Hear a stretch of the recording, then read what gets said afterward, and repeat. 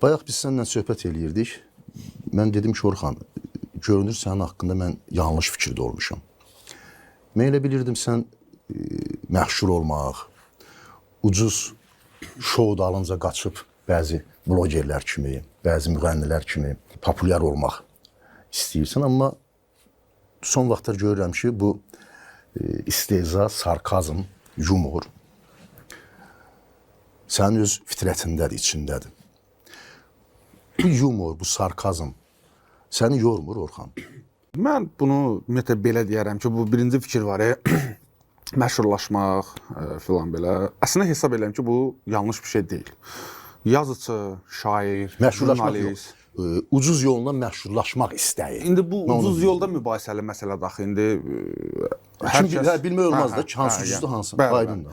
Bu yazıçının, şairin, jurnalistin, tənqidçinin məşhur olmağından, olmaq istəyindən təbii heç nə yoxdur. Əksinə mən hesab edirəm ki, əgər bir şair, bir yazıçı, bir jurnalist məşhur ola bilmirsə, məsələn, var da ölkədə uzun illər bu işlərlə məşğul olub və heç bir də tanımayan adamlar. Mən əksinə onlara normal baxmıram. Fikirləşirəm, nə bilim, istedadımı tam deyil və yaxud da hər hansısa bir nəsə çatışmazlıq var ki, bu adamda alınmayıb. Necə ola bilər ki, sən sözlə oynayırsan, sözlə məşğulsan, ancaq səni yəni bu ölkədə tanıyan bir 1000 nəfər, 2000 nəfər adam yoxdur. Bu baxımdan, ancaq fitrətə qalanda fitrət məsələsinə, bu sarkazm, yumor, ironiya kimlərəsə, elə bu yaxınlarda oxumuşdum. Dostlardan biri paylaşmışdı yəqin ki, İspan yazıçısı və filosof var, Miguel de Unamuno, adını bəlkə də səhv deyərəm. O, dostu ilə bir binanın qarşısından keçəndə, daim konferans olanda, dostu soruşub ki, görən kimdir burada?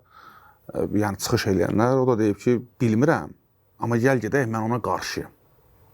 Bu, mahiyyət etibarilə bir yazıçının, bir filosofun, bir fikir adamının hər şeyə qarşı gəlməyindən aşağı-yuxarı ondan bəhs edir və mən bunun tərəfdarıyam. Ona görə bu məsələ mənim fitrətimdə hesab edirəm ki, əvvəl elə düz başa düşməmişdiniz, amma sonraki gəldiyiniz qənaəti mən təqdir edirəm.